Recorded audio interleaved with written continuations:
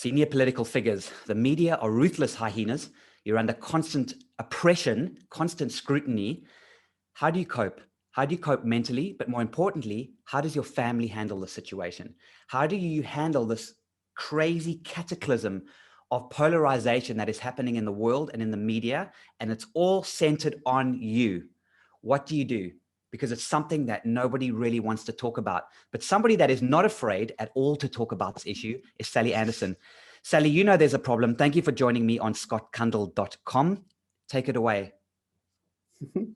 So first of all, thank you for the opportunity to speak into the space. Yes, so from my perspective, I have it that there are a lot of leaders hurting right now, especially at the most senior level. You think about the concept of mental health. It is not a popular subject at the best of times, but it is completely taboo to talk about at that most senior level. There's some frightening statistics that are coming out of surveys that are being done, obviously post the pandemic experience. And in a high percentage of cases, you're looking at 70 to 80% of leaders questioning their leadership style, not having the answers to the bombardment of questions that they're being asked from their shareholders, from their stakeholders, from their family, let alone, it's so unprecedented because they are usually used to being in control. So navigating the terrain, which is completely uncertain.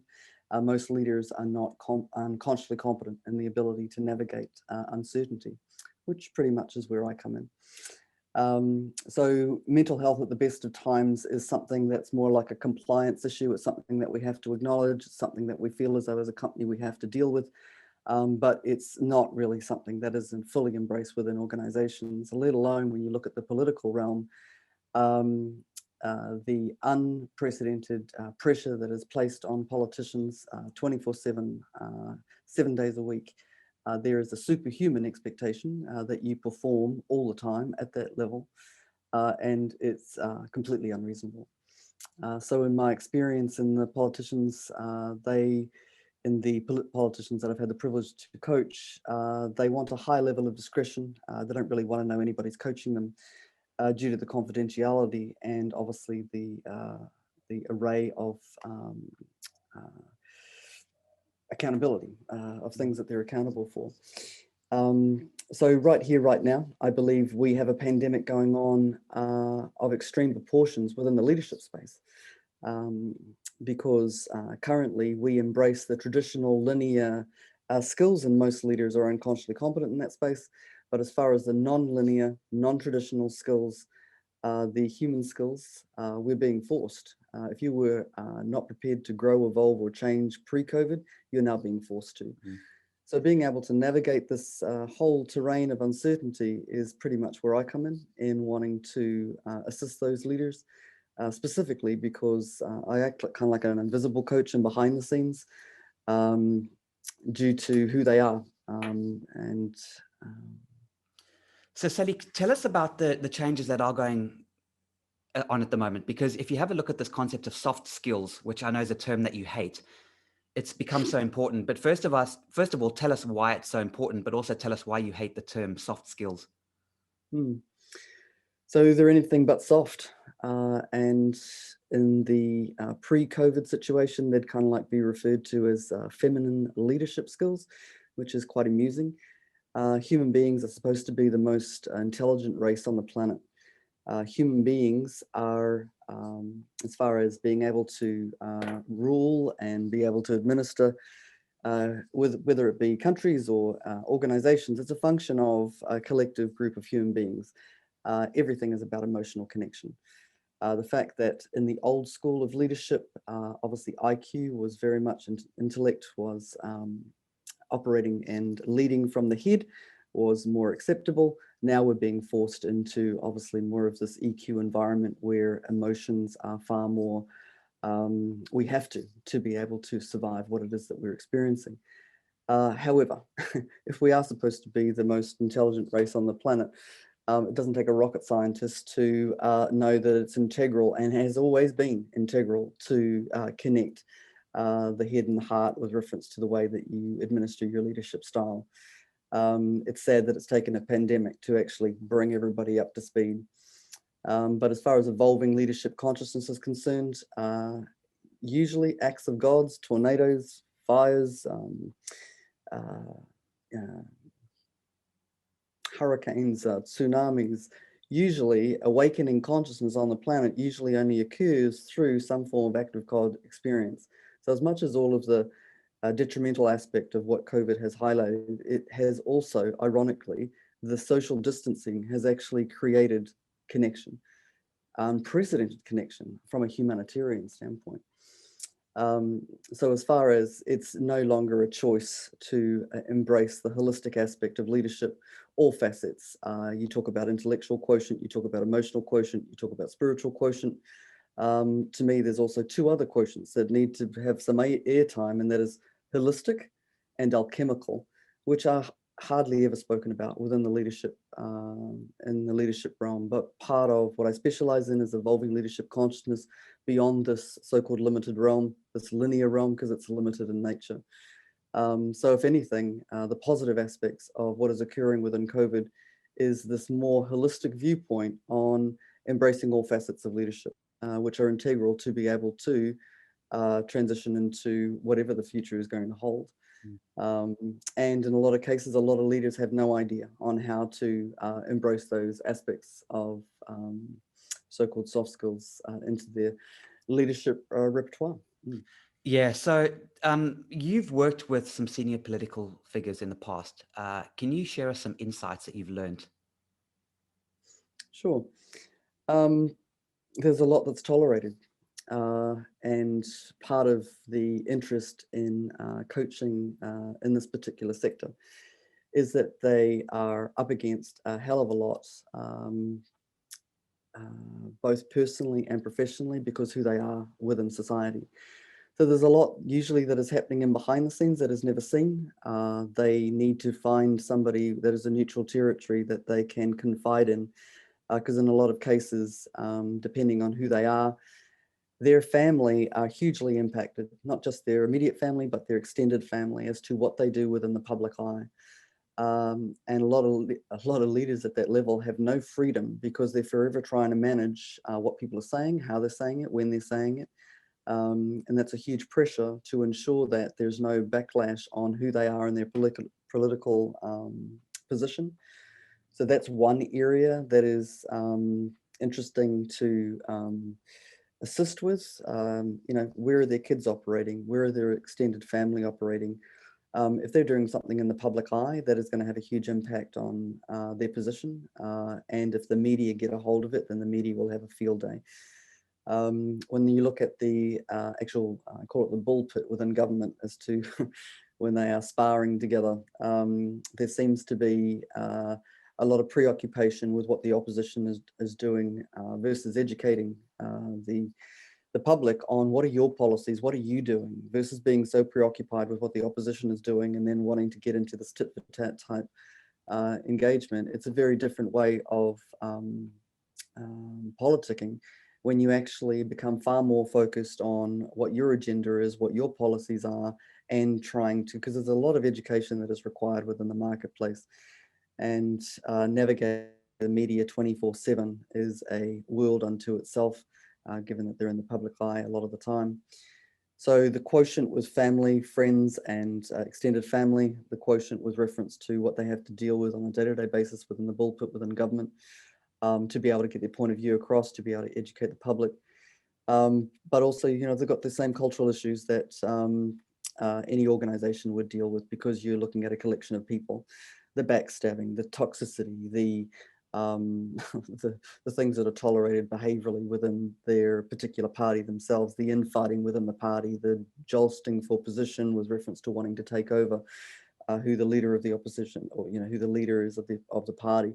The irony, I believe within the political sector, they need to be setting the standard even more so than any organization out there, considering the power that they have within the marketplace, and we look up to them to lead the way, supposedly.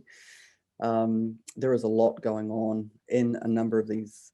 So the cultural side of things, who they are from their personal life, And then obviously the hyena aspect that I mentioned before about the media. I've personally experienced a character assassination myself. I understand and believe that part of the reason why I went through that experience, the more high profile you become, the more of a target you become. Obviously, if you're a disruptor, which obviously within the political sector, it's part and parcel of who you are as a politician to disrupt status quo. And obviously, so long as your intention is clean, then obviously that message will get across. But part of raising profile is that you become a target, and being able to know how to navigate not only the constant pressure that the media portray, which in a lot of cases there's no truth to it, but what the media, the picture that the media want to portray, but it's also how do you in your own equilibrium handle the constant pressure, constant barrage of false accusations, and at the level there are a lot of politicians that are being character assassination, and they don't have the coping skills on how to deal with it. Who the hell do they talk to? That neutral sounding board of somebody that you can talk to where there's no judgment, no criticism, for the things that they have to deal with on a day-to-day basis, it is extreme, far more extreme than the majority of people in any other leadership space that I've come across. And I've been in the leadership trenches for about 30 years. Wow, yeah, it is a difficult time. Now, you've written several books on the subject. Tell us about those books just very quickly, but tell us some key aspects that you've written in those books, and tell us how that does apply to senior political figures and what could they learn from it. So when you think about all the leadership service provision in the world and or leadership coaching, my key point of difference is if you're going to invest money into change, let's make sure it's sustainable. So my background is in belief, behavioral, cultural change, and what I witnessed was that there was a lot of money that was being invested into personal development, professional development, off-the-shelf training initiatives, cultural change initiatives for very questionable ROI back into the business. The amount of money that's spent on coaches, on consultants externally to come in to so-called fix these problems. And millions of dollars in some cases would be spent for very questionable ROI back into the business. So I became fascinated by this elusive thing called sustainability. If you're going to invest money into change, let's make sure it's sustainable, as I said. I'd also been a course junkie, name a course, a CD, book, I'd read it, listened to it, went to it, but I struggled to sustain the change. I became highly trained in a lot of distinction-based training. So I looked at it personally, I looked at it professionally. And so in the context of the books that I've written, I specialize in two main areas. One is what I call the default identity. I believe every single human being on the planet has an individual default identity. When you think about a collective within any organization or within every political party, there must be a collective default undercurrent operating that is undistinguished.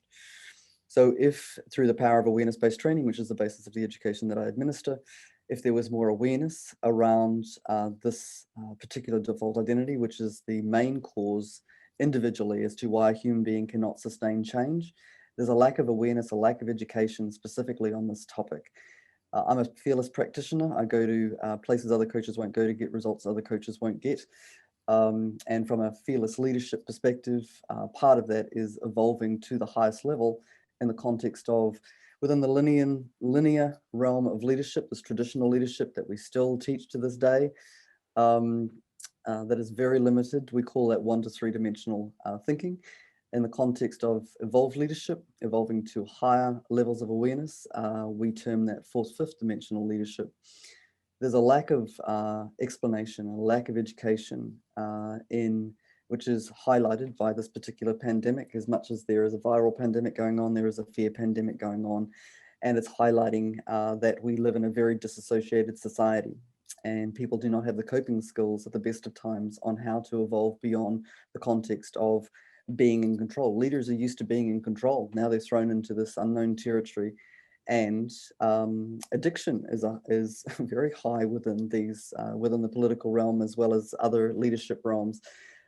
Because depending on who you are, you live two different personas, and a lot of leaders at that level have no idea how to navigate the addiction, and usually due to the added pressure that they receive, you can't talk about it. So there's no freedom.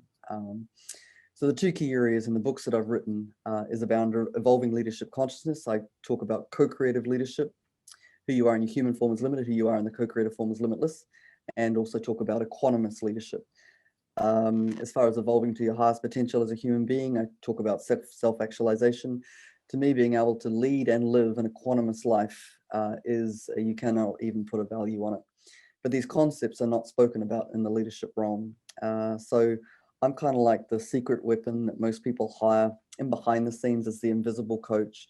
Most of the people that I've coached in my life, I can't mention to anybody due to the confidentiality, and that suits me right fine, because my preference is to be working in behind the scenes from a psychological mindset perspective to achieve that elite performance, to achieve those exponential results, in conjunction with being able to evolve beyond this staid, linear, traditional leadership realm. The amount of leaders that go to constant leadership retreats, constant traditional leadership trainings, they yawn at the prospect of having to go to yet another one. It's enough because they're unconsciously competent in that particular realm as they are with their subject matter expertise. So now I believe it is one of the most exciting times within the leadership space because there is far more receptivity to being able to look at the whole holistic aspect of leadership, the more humanistic aspect of leadership, which is great from an individual standpoint, but also great for humanity as a whole. Thank you so much, Sally. I think for me, the key takeout today was this concept of unconscious competence. I think that's brilliant, and I'd love to unpack that more with you sometime. In the meantime, Sally Anderson, thank you so much for joining me on scottkundle.com. Details on how to contact Sally are in the description of the video, so feel free to give her a shout. Sally, once again, very, very interesting. Your books are fascinating. You're fascinating. And I'm really looking forward to another chat sometime in the future.